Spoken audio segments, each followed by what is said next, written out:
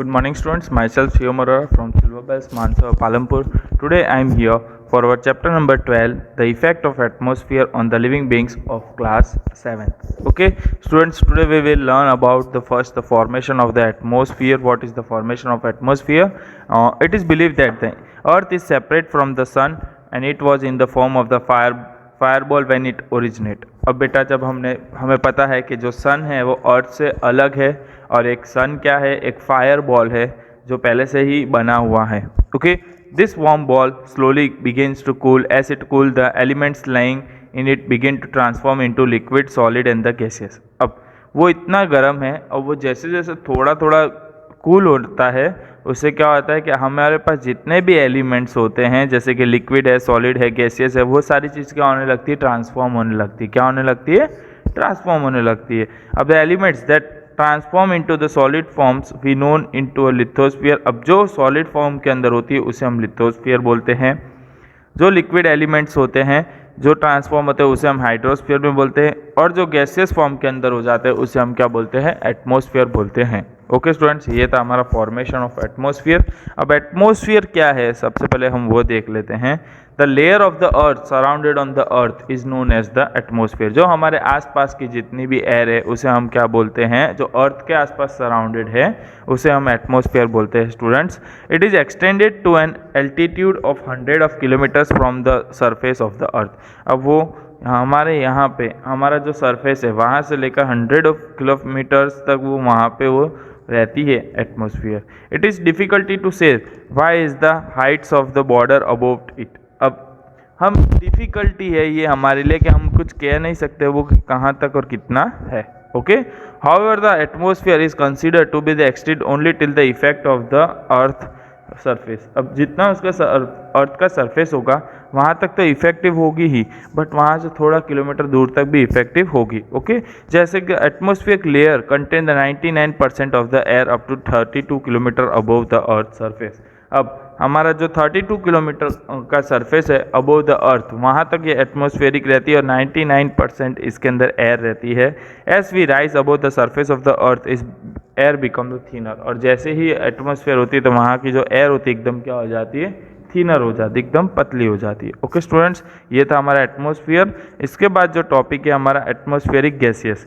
Atmospheric gaseous क्या है, the expanse of the life on the earth is impossible without the atmosphere. अगर हमारे को बेटा अर्थ के ऊपर जिंदा रहना होता तो एटमॉस्फेयर के बिना हम जी सकते नहीं। The atmosphere is composed of gaseous, liquids and the solid elements. अब जो एटमॉस्फेयर है वो किससे बना हुआ है, गैसियस से, लिक्विड से और सॉलिड एलिमेंट से बना हुआ है। The oxygen and the nitrogen gas present in it an importance for the ecosystem. और साथ ही साथ उसके अंदर ऑक्सीजन और नाइट्रोजन गैस है अंदर, और जिसकी वजह से क्या होता है उसका पूरा इकोसिस्टम ऐसा सेट कराया गया है। जैसे कि फॉग हो गया, मिस्ट हो गया, क्लाउड हो गया, ये सारे एक फॉर्म क्या है, एटमॉस्फेयर के एक फॉर्म है। और जैसे जैसे उसका मेनली जैसे स्नो पार्टिकल्स और जो लिविंग ऑर्गेनिजम्स होते हैं वो बेटा आपको कहाँ पे देखने मिलेंगे, जो लिक्विड एलिमेंट्स होते हैं उसके अंदर आपको देखने मिलेंगे। अब जैसे जैसे हमारा एटमॉस्फेयर प्रोटेक्ट किस तरीके से करता है एक्सट्रीम हीट जब होती है अर्थ से, कैसे कि वो during the day the extreme cold at night. जब डे के दिन क्या होता है, गर्मी होती है, और नाइट के दिन क्या होती है, हमें पता है ठंडी होती है। Okay, the atmosphere of the gases existing in the atmosphere is slow in the table above. और बेटा आपको ये टेबल दिया गया है, रेशियो ऑफ गैस आप इसमें देख सकते हो कि आपको नाइट्रोजन कितना दिया है 78.03%, ऑक्सीजन 20.99%, आर्गोन कितना दिया है 0.94%, कार्बन डाइऑक्साइड 0.03% और अदर गैस है वो कितनी दी गई 0.01% दिया गया है। ओके, अब जैसे कि नाइट्रोजन फाउंड हम 130 किलोमीटर तक हमें नाइट्रोजन देखने मिलती है हमारे जब सरफेस के एरिया से। ऑक्सीजन अप टू हमें 110 किलोमीटर तक अर्थ के सरफेस से, कार्बन डाइऑक्साइड 20 किलोमीटर तक, हाइड्रोजन, हीलियम और ये जो फाउंड होते हैं वो एविडेंट क्वालिटी है कि उनकी हाइट बेटा 130 किलोमीटर तक होती है। ओके, अब इसके बाद है जो फॉर्मेशंस ऑफ एटमॉस्फेरिक लेयर। अब एटमॉस्फेरिक लेयर किस तरीके से रहती है आपको वो मैं बताऊंगा यहाँ पे। अब एटमॉस्फेरिक लेयर के अंदर सबसे पहले आपको मैं बता दूं कि वो 4 पार्ट के अंदर डिवाइडेड है स्टूडेंट। सबसे पहले उसका जो फर्स्ट पार्ट है ट्रोपोस्फियर, सेकंड है स्ट्रेटोस्फियर, थर्ड है मेसोस्फियर और फोर्थ है इसका थर्मोस्फीयर। ओके, अब इसके फर्स्ट पार्ट के अंदर स्ट्रेटोस्फीयर के अंदर क्या दिया गया वो हम देख लेते हैं। आपको यहाँ डायग्राम के अंदर देखने मिल रहा होगा कि स्ट्रेटोस्फीयर कौन सी है, स्ट्रेटोस्फीयर कौन सी है, मेरोस्फीयर कौन सी है एंड द थर्मोस्फीयर कौन सी है। ओके स्टूडेंट्स, अब यहाँ पे जो आपको ये देखने मिल रहा है ट्रोपोस्फीयर, आप देख सकते हो कि आपको यहाँ पे नीचे देखने मिलेगी the first layer of the atmosphere that surrounded the earth is called the troposphere. अब सबसे पहली लेयर जो अर्थ को कवर अप करती है वो कौन सी है, ट्रोपोस्फीयर है। ओके, उसका जो एक्सटेंड है वो कितना होता है, 16 किलोमीटर तक होता है, और इसका जो एट द इक्वेटर के तक। ओके स्टूडेंट्स, और साथ ही साथ इसका जो 12 किलोमीटर का टेम्परेचर जोन होता है और 8 किलोमीटर का ऐसा पोल उसका होता है, वहाँ तक इसको स्ट्रेटोस्फीयर आपको वहाँ पे देखने मिलेंगे। The change occur in the according to the seasons. अब इसमें चेंज कब आता है, जैसे जैसे सीजन्स चेंज होते हैं तो उसके हिसाब से भी इसके अंदर भी चेंजेस होती है। अब जैसे एटमॉस्फेरिक स्टॉर्म हो गया, साउंड वेव्स हो गई, wind formation, lighting, rain, clouds, ये सारा क्या है, एक ऑकर इन द लेयर, ये सारा सब चीज़ें क्या एक लेयर के अंदर आती है। और ये जब भी लेयर आती है, इन दिस लेयर के अंदर क्या होता है, टेम्परेचर डिक्रीज हो जाता है at the rate of 6.5% at the altitude. पहले क्या होता है, ज़्यादा होता है, अब जैसे ही ये सारी चीज़ें आने के बाद क्या होता है, टेम्परेचर इनका घट जाता है, डिक्रीज हो जाता है। ओके, और इसके height at the height which where the temperature stop decreasing that limited call the troposphere limited. और उस टाइम पे कि जहाँ तक भी इसकी हाइट वहाँ तक रुकती है, कि उस हाइट तक वो ट्रोपोस्फियर बोला जाता है, क्योंकि वो सीजन के हिसाब से ऊपर नीचे चेंज होता रहता है।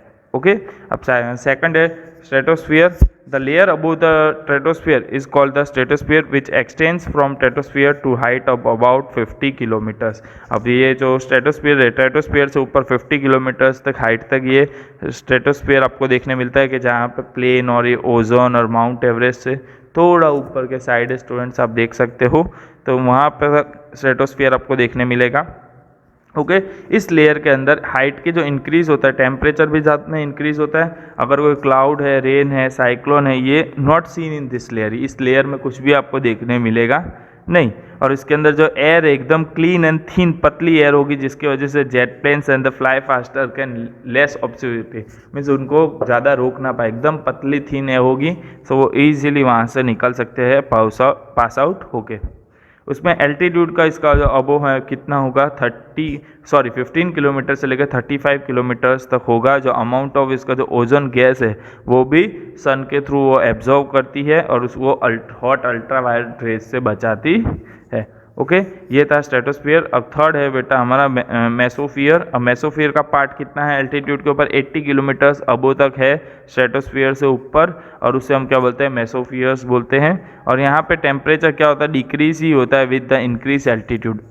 एल्टीट्यूड इंक्रीज होता है बट इसका टेम्परेचर क्या होता है, डिक्रीज होता है। ओके, फिर उसके बाद फोर्थ नंबर का है थर्मोस्फियर। थर्मोस्फियर क्या है, this layer is located above the mesosphere starting from 80 kilometre. Mesosphere से ऊपर 80 किलोमीटर से स्टार्ट होता है, और इसका जो एक्सटेंशन है, जो कंप्लीटेशन ऑफ द एटमोसफियर के साथ होता है। साथ ही साथ उसके जो एयर होती है वो भी बहुत ही थीन है, और उसका एस भी जैसे ही हम ऊपर हम जाते हैं तो एटमोसफियर टेम्परेचर क्या होता है, इसमें इंक्रीज होता है। और इसका जो लेयर होता है वो बेटा दो पार्ट के अंदर डिवाइडेड होता है। एक तो सबसे पहले है लोनोस्फियर, और इसका सेकंड पार्ट है एक्सोफियर के अंदर, जैसे आपको यहाँ मैप के अंदर देखने मिल रहा होगा। और इसकी जो रेडियो की वेव्स होती है वो रिफ्लेक्टेड फ्रॉम लोनोस्फियर, और लोनोस्फियर से जो रेज होती है वो रिफ्लेक्ट होके वापस आती है, जैसे कि TV, radio, broadcast, advantages of internet, ये सारी चीज़ें लेयर उसी में से आती है। और इस लेयर जो लेयर अबोव द लोनोस्फियर है उसको हम क्या बोलते हैं, एक्सोस्फियर। ओके, पहले बेटा क्या होता है, लोनोस्फियर आती है, और उसके ऊपर की जो भी रेस होती है वो कौन सी, एक्सोस्फियर होती है। ओके, ये आपका फॉर्मेशन ऑफ एटमॉस्फेरिक लेयर था। उसके बाद जो हम इसके बाद वाला जो टॉपिक है वो कौन सा टॉपिक है, वेदर वाला टॉपिक है स्टूडेंट्स। वेदर वाला टॉपिक देख लेंगे। द वेदर हमें पता है कि शॉर्ट कंडीशन में क्या होता है, बार बार चेंज होता रहता है। जैसे एटमॉस्फेरिक हमारा वेदर हो, एटमॉस्फेयर की जैसे हो उसी तरीके से चेंज होता रहता है। अब कई बार क्या होता है, ठंडी का टाइम आ जाता है, कई बार गर्मी, कई बार रेनी सीजन, ये सब क्या है, चलता रहता है, एक एटमॉस्फेयर का एक पार्ट है। जैसे कि हम मॉर्निंग में देखते हैं, मॉर्निंग में थोड़ी ठंडी होती है, दोपहर को गर्मी होती है, शाम को फिर से ठंडी हो जाती है। अब ये क्या एक वेदर का एक फॉर्मेशन है, जैसे नाइट में हमारी ठंडी हो जाती है इसी तरीके से। अब weather is the short term condition of atmosphere, मैंने जैसे आपको बताया वेदर क्या एक शॉर्ट टर्म कंडीशन है, एक परफेक्ट कंडीशन सेम रहती है नहीं, कुछ ही समय के लिए ऐसी रहती है। द चेंजेस में occur in the from time to time, cold in the morning, hot in the afternoon, rain in the evening. जैसे मैंने आपको बताया कि सुबह के टाइम पे ठंडी, दोपहर के टाइम पे गर्मी और शाम के टाइम पे भी वापस बेटा रेनफॉल भी हो सकती है। इस तरीके से वेदर हो सकता है। ओके, जैसे हमारी लाइफ एंड एक्टिविटी है वो affect due to the weather, mostly हमें कैसे अफेक्ट करती है, वेदर के वजह से ही अफेक्ट करती है। ओके, अब weather department of the country release weather news and the weather map daily, और इसमें जो वेदर की जो डिपार्टमेंट होती है वो डेली वेदर का न्यूज़ और वेदर के जो मैप्स होते हैं वो डेली आपको शो करती है। ओके, उसके बाद है क्लाइमेट। अब क्लाइमेट क्या है हम देख लेते हैं। The average weather condition of any region for 35 years और मोर इन अ क्लाइमेट। अब क्लाइमेट के अंदर 35 ईयर्स रीजन कंडीशन चलता रहता है। अब एक और चीज़ है स्टूडेंट्स जिसमें कि the climate is decide keeping the local condition. अब क्लाइमेट है वो अपना लोकल कंडीशन वहाँ पे बताता रहता है, जैसे कि फॉग हो गया, रेनफॉल हो गई, ह्यूमिडिटी हो गई, टेम्परेचर हो गया, एयर प्रेशर हो गया, ये सारी चीज़ें शो करता रहता है आपको। और जो क्लाइमेट है वो डायरेक्टली अफेक्ट किस किस चीज़ पे पड़ता है, जो इसका बोल दूँ मैं, इकोलॉजी, फौना, ह्यूमन लाइफ के ऊपर और अदर कुछ एक्टिविटीज़ होती जो हमारे रीजन के अंदर के उस पर इफेक्ट पड़ती है क्लाइमेट की। ओके, इसके बाद टेम्परेचर है। टेम्परेचर भी सेम रहता नहीं है, अप एंड डाउन होता रहता है। ओके, जो अर्थ का हमारा सरफेस का होता है उसे हम क्या बोलते हैं, टेम्परेचर बोलते हैं। जो सरफेस के ऊपर जो हीट होती है एयर के अंदर उसे हम टेम्परेचर बोलते हैं। The difference in the temperature of the atmosphere is felt only during the day and night. अब हमें मोस्टली टेम्परेचर का फ़र्क हमें कहाँ ज़्यादा देखने मिलता है, डे एंड नाइट में देखने मिलता है, क्योंकि दिन में गर्मी होती है, नाइट में ठंडी होती है, तो उसकी वजह से टेम्परेचर चेंज होता रहता है। और टेम्परेचर मोस्टली सीजन्स के हिसाब से भी चेंज होता है। अब जैसे टेम्परेचर समर सीजन में हाई होता है, विंटर सीजन में लो होता है। इसी तरीके से आइसोलेशन जो फैक्टर्स है हमारे, इसमें क्या होता है, ये अफेक्ट करते हैं टेम्परेचर को। टेम्परेचर के अंदर the measure of isolation decrease from the equator to the pole. अब जो मेजरमेंट होता है आइसोलेशंस का वो क्या होता है, डिक्रीज होता है इक्वेटर से लेकर पोल तक। ओके, अब due to the region the pole region are covered with the ice, और इसी की वजह से क्या होता है, जो पोल रीजन्स होते हैं हमारे वो क्या कवर विद आइस से होते हैं। और साथ ही साथ जो इसका टेम्परेचर का जो एक्सपीरियंस एकदम हाइयर होता है, कुछ कुछ सिटीज़ में एकदम हाइयर रहता है, जैसे जहाँ बिल्डिंग्स और ये सब चीज़ें हैं, रोड्स, और उसमें वहाँ पे क्या होता है, गर्म सिटीज़ में तो एकदम गर्मी ही ज़्यादा रहती है, जैसे विलेजेस और उस एरिया में क्या होता है, टेम्परेचर लो होता है। ओके स्टूडेंट्स, अब इसके बाद है एटमॉस्फेरिक प्रेशर। अब एटमॉस्फेरिक प्रेशर क्या है स्टूडेंट्स, हम वो देख लेते हैं। The layer of the air around the earth has a weight. अब जो हमारे आसपास की जो एयर होती है वो क्या एकदम वेटेड होती है, हैवी होती है। A huge layer of the air push from the surface of the earth according to the weight. अब जो एकदम ह्यूज एयर स्टूडेंट्स, पूरी की पूरी एकदम भारी एयर होती है, वो एकदम वेट के साथ आती है, और उसे हम क्या बोलते हैं, एटमॉस्फेरिक प्रेशर बोलते हैं। The pressure of the atmospheric is higher on the surface of the ocean. और ये जो प्रेशर होता है एयर का सबसे ज़्यादा ओशियन में ही होता है। Okay, the atmospheric pressure decrease on moving higher from the surface of the अर्थ। और जो ये एटमॉस्फेरिक प्रेशर होता है उसकी वजह से क्या होता है, अगर हमें अप साइड जाना होता है तो उसमें बहुत ही प्रेशर लगता है ऊपर जाने के लिए। Low pressure is connected with the cloudy and the humid seasons. अब जो लो प्रेशर होता है किससे कनेक्टेड होता है, जो क्लाउडी और जो ह्यूमिड सेशंस होते हैं उससे कनेक्टेड होता है। In low temperature region the atmospheric is cool so pressure is high. अब जहाँ पे लो टेम्परेचर, लो एरिया वाले रीजन होते हैं, टेम्परेचर रीजन्स होते हैं, वहाँ पे क्या होता है, एटमॉस्फेयर कूल होता है, एकदम ठंडा होता है, बट उसकी प्रेशर कैसी होती है, एकदम हाई होती है। ओके, अब इसके बाद क्या है हमारा नेक्स्ट टॉपिक स्टूडेंट, हम वो देख लेते हैं, वो है विंड। क्या है, विंड। अब the dynamic air that surrounded the earth is called the wind. जो डायनेमिक एयर होती है हमारे आसपास की जो हम देखने मिलती है वो क्या होता है, विंड होती है। Okay, there are the three main types of the light to the heavy pressure of the air that form of on the earth. अब जो हमारे यहाँ पे आप देख सकते हो कि तीन टाइप की बेटा प्रेशर ऑफ एयर होती है जो अर्थ के ऊपर फॉर्म होती है। फर्स्ट है परमानेंट विंड्स, सेकंड है सीजनल विंड्स, और थर्ड है डेली लोकल विंड्स। ये आपको तीन चीज़ें हैं विंड्स के बारे में, वो हम देखेंगे। अब विंड्स के अंदर परमानेंट, सीजनल और डेली और लोकल है। फर्स्ट परमानेंट के अंदर टेबल में आप देख सकते हो क्या है, trade winds, vastly winds, polar winds, और सीजनल के अंदर the seasonal winds of winter and the seasonal winds of summer and winter की आएगी। ओके, एंड द डेली और द लोकल में क्या होगा, सी लैंड ब्रीज हो गया या माउंटेन वैली ब्रीज हो गई, ये सारी इसके अंदर आती है। अब परमानेंट विंड्स क्या है स्टूडेंट्स, हम वो देख लेंगे। In some part of the earth surface the wind blow from the certain direction throughout the year which is called the permanent winds. अब जो कुछ डायरेक्शन है, जैसे कि हमारे ग्लेशियर्स के माउंटेन है, वहाँ से कंटिन्यूसली एयर वहाँ से पास आउट होती रहती, ठंडी एयर पास आउट होती है, तो उसे हम परमानेंट विंड्स बोलेंगे। जो परमानेंट विंड्स है ये मोस्टली हमें ट्रेड विंड्स और वेस्टली और द पोलर विंड्स, जैसे मैं बोल रहा हूँ आपको, जो ग्लेशियर के साइड से आती है स्टूडेंट्स, उसे बोलते हैं। ओके, सीजनल विंड्स क्या होती है, जो हम अर्थ सरफेस के ऊपर सीजन्स के हिसाब से विंड्स जो चेंज होती रहती है उसे हम क्या बोलते हैं, सीजनल विंड्स बोलते हैं। हमारी कंट्री के अंदर जैसे इंडिया हो गया, म्यांमार हो गया, बांग्लादेश हो गया, इसमें चेंजेस होते रहते हैं, और जैसे जैसे विंड्स ब्लो होती रहती है वैसे वैसे कंट्रीज़ के अंदर सीजनल विंड्स आती रहती है। जैसे समर विंड्स क्या होती है, साउथ वेस्ट के अंदर ज़्यादा होती है ज़्यादा, और जो विंटर विंड्स होती है वो ब्लो कहाँ पे, नॉर्थ ईस्ट डायरेक्शन में सबसे ज़्यादा होती है। जैसे एग्जांपल ये थे हमारे कुछ विंड्स के। ओके, इसके बाद डेली और द लोकल विंड्स, वो क्या है वो हम देख लेते हैं। हमारे सरफेस एरिया के ऊपर एकदम शॉर्ट टाइम के लिए ये आपको देखने मिलेगी डेली और लोकल विंड्स। अब ये जैसे जैसे एयर प्रेशर चेंज होता रहता है वैसे वैसे ही क्या होता है, डेली डेली जो लोकल विंड्स होती है वो भी चेंज होती हैं। The example of the local winds are sea land, जैसे कि आप देख सकते हो सी लैंड हो गई, ब्रीज हो गई, माउंटेन हो गई, वैली ब्रीजेस हो गई, और लू हो गया, एंड द शीट लहर जो कोल्ड वेव्स बोलते हैं या हीट वेव्स। लू में मतलब हीट वेव्स और शीट लहर मतलब के कोल्ड वेव्स, इसे बोलते हैं बेटा। ये सब क्या थे हमारे daily winds and okay, daily and the local winds. अब इसके बाद का जो टॉपिक है वो क्या है, ह्यूमिडिटी। क्या टॉपिक है हमारा, द ह्यूमिडिटी। ह्यूमिडिटी क्या है, the water of the oceans and the reservoirs that evaporates turn into the vapour is called the moisture. अब मॉइस्चर हम किसे बोलते हैं कि जो वाटर हमारा ओशियंस में से होता है, रिजर्व्स होता है, इवोपरेट्स होता है, और वो बाद में जाके वेपर बन जाता है, उसे हम मॉइस्चर बोलेंगे। अब moisture is added into the atmosphere by the process of evaporation from the earth surface. Moisture student किससे ऐड होता है कि जो एटमॉस्फेयर होता है हमारा प्रोसेस जो चलता रहता है इवोपरेशंस के अंदर, उसके वजह से अर्थ सरफेस के अंदर आता है। Okay, the moisture in the atmosphere becomes the cold. अब मॉइस्चर का जैसे बेटा क्या बन जाता है, एकदम कोल्ड ठंडा बन जाता है, और उसकी जो किसके वजह से बनता है, through the process of condensations and return to the surface of the air. अब जो प्रोसेस होती है कंडीवेशंस की उसके वजह से, और साथ ही साथ जो हमारे जो अर्थ के ऊपर जो सरफेस रिटर्न होता है as the form in the air, air को फॉर्म में रिटर्न होती है, वो इस तरीके से उसका बढ़ जाता है मॉइस्चर।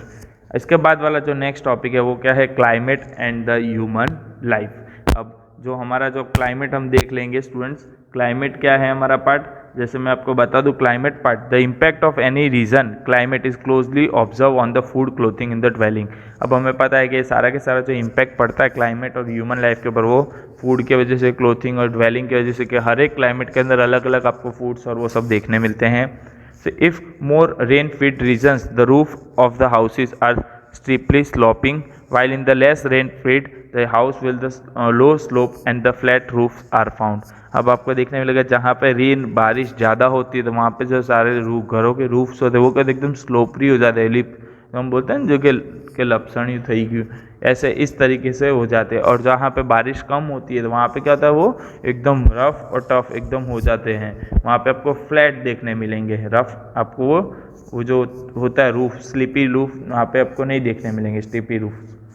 अब जब crop that grows in the region are mostly taken in the diet of the foods of the same region. अब जैसे कि ठंडी के टाइम पे जो हमारी क्रॉप उगाई जाती थी वो उगाते हैं, समर के टाइम पे जो उगाते हैं वो उगाते हैं, और मानसून के टाइम पे जो उगाते हैं वो अलग अलग उगाई जाती थी।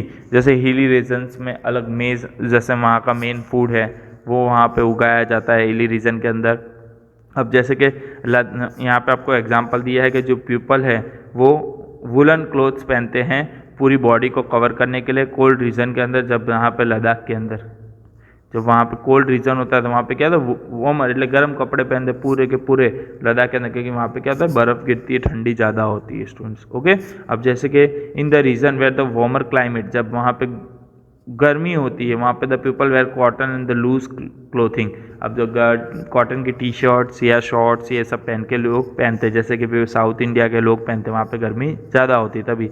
अब जैसे हॉट डेजर्ट रैप है तो वहाँ पे लोग क्या करते हैं, जो हैंकर चीफ होता है क्लोथ का वो लेके उसे अवॉइड करते हैं। साथ ही साथ क्या होता है, फ्लाई जो सैंड होती है बेटा वो मिट्टी मुँह पे ना उड़े उसकी वजह से वो पूरा पूरा अपना मुँह ढक के रखते हैं, जैसे कि people of Arabia.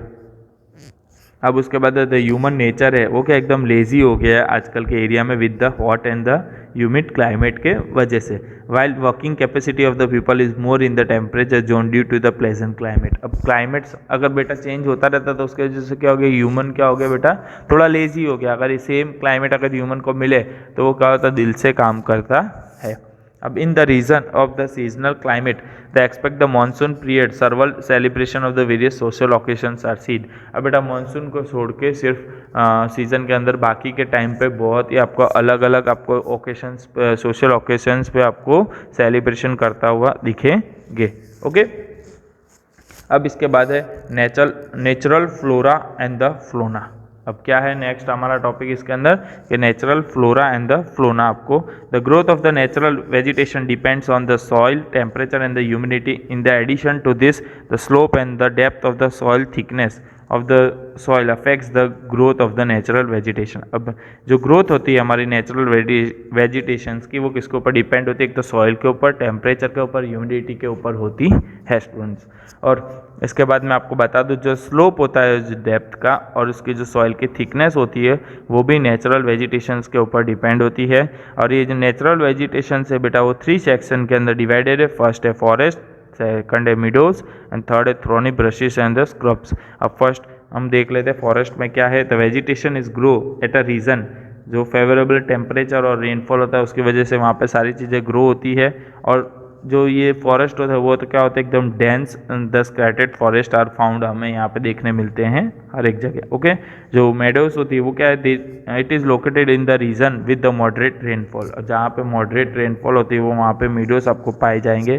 Thorny brushes and the scrubs आपको कहाँ पे, the plant found in the arid and the low rainfall reason. जहाँ पे लो रेनफॉल रीजन होगी वहाँ पे आपको थ्रोनी ब्रशेस एंड स्क्रब्स आपको वहाँ पे पाए जाएंगे। ओके, अब इसके अंदर बेटा अलग अलग आपको बताया गया है। आपको सबसे पहले आपको बताया गया है द टाइप ऑफ फॉरेस्ट, कौन कौन से टाइप के फॉरेस्ट होते हैं वो आपको बताए गए हैं। अब जो फर्स्ट है हमारा ट्रॉपिकल एवरग्रीन फॉरेस्ट, मतलब के जो हमेशा ही हरा भरा रहता है। ओके स्टूडेंट्स, और वो एकदम डेंस फॉरेस्ट होता है जो इक्वेटर से लेकर ट्रॉपिक्स तक हम देखा जाए तो क्लाइमेट का उसका रीजन होता है कैसा होता है, hot and the humid. Due किसके वजह से होता है, due to the heavy rainfall throughout the year. पूरे साल अगर वो बहुत रेनफॉल होती है उसकी वजह से वो पूरा एकदम वैसे के वैसे एकदम रहता है, इसका hot and humid climate. Okay, अब the leaves of the plant of the region do not fall together. अब वो जो लीव्स होती है जो प्लांट के वो कभी एक साथ नहीं गिरती, they remain green throughout the year, thus they call the evergreen forest. और वो हमेशा बेटा जो लीव्स वहाँ पे प्लांट पे या ट्रीज पे रहती है वो गिरती नहीं है, तो उसी की वजह से उसे एवरग्रीन फॉरेस्ट बोला जाता है। और ऐसे फॉरेस्ट हमें कहाँ पे ज़्यादातर देखने मिलते हैं, द रोजवुड, एबिनी, मैग्रीन एक्सटेंड आर फाउंड। और इंडिया के अंदर हमें अंडमान एंड निकोबार के अंदर ये पाए जाते हैं ऐसे ट्रॉपिक एवरग्रीन फॉरेस्ट। अब जो ट्रॉपिकल डेक्स्टिक फॉरेस्ट है वो कहाँ पे पाए जाते हैं, the tropical forest are called the deciduous forest. जो ट्रॉपिकल फॉरेस्ट होते हैं उसे हम क्या डेसियर फॉरेस्ट बोलते हैं स्टूडेंट्स। और ये मोस्टली आपको इसमें क्लाइमेट क्या होता है, इसका हॉट होता है एंड अमाउंट ऑफ रेनफॉल, इसका रेन क्या होता है एकदम लेस गिरती है वहाँ पे। और ये मोस्टली समर सीजन के अंदर आपको 6 to 8 वीक के लिए इसके अंदर लीव्स इसमें गिरते हैं पूरे के पूरे, और तभी इसे क्या बोला जाता है, द डेसियस फॉरेस्ट बोला जाता है। और ये फॉरेस्ट आपको जो टिम्बर प्लांट्स होते हैं जैसे कि ट्रीक हो गया, साल हो गया, नीम हो गया, शीशम हो गया, ये यहाँ पे ज़्यादा ग्रो होते हैं। और ये मोस्टली आपको कहाँ पे जो हाई लैंड्स है हमारे इंडिया के अंदर, जैसे हाईली एरियाज है जैसे नॉर्थ ऑस्ट्रेलिया है, ये सारी जगह इसे पाया जाता है। और इसके अंदर जो वेजिटेशंस होती है वो भी ऐसे लार्ज पार्ट इसका सेंट्रल अमेरिका के अंदर भी है कुछ पार्ट। और मैं जैसे आपको बता दूं जो फॉरेस्ट एनिमल्स आपको कौन कौन से इसके अंदर पाए जाते हैं, जैसे कि tiger, Asian Lions, elephant, golden monkey, ये सारी चीज़ें इसके अंदर पाई जाती है। और कुछ रीजन्स के अंदर जैसे पीकॉक हो गया, हॉक्स हो गया, पैरोट्स हो गए, पिजन्स हो गए, मेन्स हो गए, ये सारी चीज़ें ऐसा लार्ज नंबर में इस फॉरेस्ट के अंदर पाए जाते हैं। अब द टेम्परेचर एवरग्रीन फॉरेस्ट। अब टेम्परेचर एवरग्रीन फॉरेस्ट में क्या है, इस रीजन के अंदर जो टेम्परेचर होता है वो एकदम इवन रेनफॉल इज़ हैवी, इसमें रेनफॉल भी हैवी होती है, सो इसकी वजह से इसे एवरग्रीन फॉरेस्ट बोला जाता है। और ये evergreen forest mostly south east America में, साउथ चाइना में, साउथ ईस्ट ब्राज़ील में और एस जो हमारा नॉर्थ ईस्ट माउंटेन रीजन है इंडिया का, वहाँ पे ये पाए जाते हैं। और साथ ही साथ इसके अंदर जो प्लांट्स है जो ग्रो होते हैं, कौन कौन से प्लांट्स ग्रो होते हैं, बम्बू, पाइन, इक्वलिपिट्स, ये सारे ऐसे आपको यहाँ पे पाए जाते हैं। और जो इस फॉरेस्ट के अंदर जो एनिमल्स है वैसे एलिफेंट हो गया, वन हॉर्न राइनोस हो गया, ये सारी चीज़ें वहाँ पे टेम्परेचर एवरग्रीन फॉरेस्ट में पाए जाते हैं। फोर्थ है टेम्परेचर ट्रॉपिकल फॉरेस्ट। अब इस फॉरेस्ट के अंदर ये mostly north of the tropical of Cancer है और साथ ही साथ जो in south region of the tropic of Capricorn है ये वहाँ पे पाए जाते हैं। ये फॉरेस्ट मोस्टली आपको north east America, China, New Zealand, Chile, western Europe में आपको नॉर्थ इंडिया के अंदर पाए और साथ ही साथ आपको नॉर्थ इंडिया के अंदर भी पाए जाएंगे। और ऐसा कुछ है जो फॉरेस्ट के अंदर जो जैसे कि आपको प्लांट्स कौन कौन से ओक और मैपल देखने मिलेंगे और एनिमल्स इसमें कौन कौन से आपको देखने मिलेंगे, डियर हो गया, वो फॉक्स हो गए, वॉल्व्स हो गए, ये सारे एनिमल्स आपको इस टेम्परेचर वाले फॉरेस्ट में देखने मिलेंगे। ओके, अब इसके अंदर है जो हमारा फिफ्थ है मेडिटेरेनियन फॉरेस्ट। मेडिटेरेनियन फॉरेस्ट आपको मोस्टली सी वाले एरिया में आपको ज़्यादातर मेडिटेरेनियन सी एरिया वहाँ पे देखने मिलेगा, जैसे कि ये यूरोप, अफ्रीका, एशिया कॉन्टिनेंट आपको वहाँ पे देखने मिलता है मोस्टली। ओके, इसका क्लाइमेट इसका हॉट ड्राई समर के अंदर रहता है और कोल्ड जो विंटर के अंदर कोल्ड एंड मॉइस्चर वाला रहता है। और इसके अंदर जो फ्रूट्स है like oranges, figs, olives, grapes, ये सारे आपको इस रीजन के अंदर ज़्यादातर देखने मिलेंगे। अब 6 नंबर का है the coniferous forest. The coniferous forest क्या है, the forest are found in the regions with the cold climate of above 50 to 70 north latitude as well as in the high mountain regions. अभी mostly आपको 50 to 90 जो north attitude होता है conference forest आपको वहाँ पे मिलेंगे आपको माउंटेन रीजन के अंदर। इसका जो वेजिटेशन होता है फॉरेस्ट का वो बेटा ऐसा कॉन्कल शेप्स के अंदर होता है। और इसका जो फॉरेस्ट पाइन्स होती है, फॉरेस्ट पाइन्स और इसको आपको सैडर और द फूर आपको इसके मेन प्लांट्स होते हैं। और साथ ही इसमें से आपको पेपर, मैचस्टिक, पैकिंग ये सारा भी मिलेगा इसी फॉरेस्ट के अंदर से और जो आपको देखने मिल रहा होगा। ओके, और इसके रीजन के अंदर monkey, polar bears, moss, deer, yaks, ये सारी चीज़ें आपको वहाँ पे कॉन्फ्रेस फॉरेस्ट के अंदर आपको पाई जाएगी। ओके, अब थर्ड है इसका जो हमारा है ग्रासलैंड। तो ग्रासलैंड क्या है, ग्रासलैंड में भी 2 है, the tropical grassland and the temperature grassland. अब ये ग्रासलैंड क्या है स्टूडेंट, हम वो देख लेते हैं। इसका क्लाइमेट रीजन कैसा होता है, एकदम हॉट होता है। इसका जो रेनफॉल होती है वहाँ पे एकदम वो लो होती है और जो ग्रास होती है ग्लो टू हाइट, इसकी जो ग्रास की जो 3 to 4 मीटर रहती है। जैसे savanna grassland in Africa is world famous. जो सवन्ना ग्रासलैंड है अफ्रीका की वो बहुत ही ज़्यादा फेमस है। और इसके अंदर जो मेन एनिमल्स आपको जो पाए जाते हैं वो कौन से, lion, leopard, elephant, zebra, giraffe, deer, ये सारे चीज़ इस रीजन के अंदर आपको पाए जाते हैं। अब इसके बाद है टेम्परेचर ग्रासलैंड। टेम्परेचर ग्रासलैंड क्या है, जो short and the nutritious grass grow in the middle of the continent which have the moderate climate in the region. Animal like the wild buffaloes, bisons and the antelope are found. इसके अंदर जो short and nutrition grass grow आपको देखने मिलेगी as middle of continent के अंदर। और साथ ही साथ इस रीजन के अंदर वाइल्ड बफेलो, बिसॉन, एंटोलोप से आपको वो सारे एनिमल्स इसके अंदर पाए जाएंगे। और गुजरात के अंदर इस तरीके जो ग्रास ग्लो है वो कहाँ पे है, Velavadar of the Bhavnagar and the Banni area of the Kutch, वहाँ पे आपको ये देखने मिलेगा टेम्परेचर ग्रासलैंड। ओके, अब इसका जो लास्ट टॉपिक है इस हमारे चैप्टर का वो क्या है, थ्रॉनी ब्रशेस एंड द स्क्रब्स है। अब जो क्लाइमेट होता है डेजर्ट का वो क्या होता है, एकदम वार्म एंड ड्राई रहता है। और वेजिटेशन क्या होता है हमें जो देखने मिलती है वो एकदम सीन लेस रीजन, एकदम कम रीजन पे देखने मिलती है। और साथ ही साथ to adjust with the climate thorny vegetation is found. और इसके अंदर जो थ्रॉनी वेजिटेशन होती है वो भी आपको देखने मिलती है। और जो प्लांट्स लाइक द बॉडी थ्रोर, एक्रिया, जो खिलजी, ये सारे आपको वहाँ पे प्लांट्स देखने मिलेंगे उस एरिया के अंदर। और साथ ही साथ एनिमल्स कौन कौन से, कैमल हो गया, फॉक्स, हायना, ये आपको वहाँ पे देखने मिलेंगे। और जो वाइल्ड एनिमल्स होते हैं वो आपको लिटल रन ऑफ, अगर आप कच्छ के साइड जाओगे तो वहाँ पे आपको देखने मिलेंगे यूनिक वर्ल्ड के अंदर। ओके, और जो इसमें जो फ्लैमिंगोज है वो आपको मडी एरिया के अंदर भी मोस्टली देखने मिल सकते हैं, जो डेजर्ट रीजन है कच्छ का वहाँ पे। और जो माइग्रेटेड बर्ड्स होते हैं वो भी जैसे कि वहाँ पे आते रहते हैं। और साथ ही साथ इसके अंदर स्नेक एंड द स्कॉर्पियंस होते हैं, वो भी आपको देखने मिल सकते हैं इस रीजन के अंदर, जैसे कि scrubs and the short grasses grown in the highland of the mountain. और ये मोस्टली जो scrubs and the short grasses होते हैं वो माउंटेन के हाईलैंड पे ज़्यादातर उगने देखने मिलती है हमें, और वो वहाँ पे कौन सा cold and the climate reason भी होता है। और सच वेजिटेशंस जैसे कि आपको वहाँ पे पाए जाते हैं हिमालय एंड द लद्दाख पे आपको देखने मिलते हैं। The animals like snow leopards pandas are seen here. अब आपको एनिमल्स कौन कौन से देखने, लेपर्ड है, पांडास है, ये आपको वहाँ पे देखने मिल सकते हैं। ओके, तो pashmina goat also seen in the Kashmir. और जो पश्चिमा गोट होती है वो भी स्टूडेंट्स आपको कश्मीर के अंदर देखने मिलती है। ओके स्टूडेंट्स, ये चैप्टर था हमारा चैप्टर नंबर 12 जो मैंने आपको पढ़ाया है।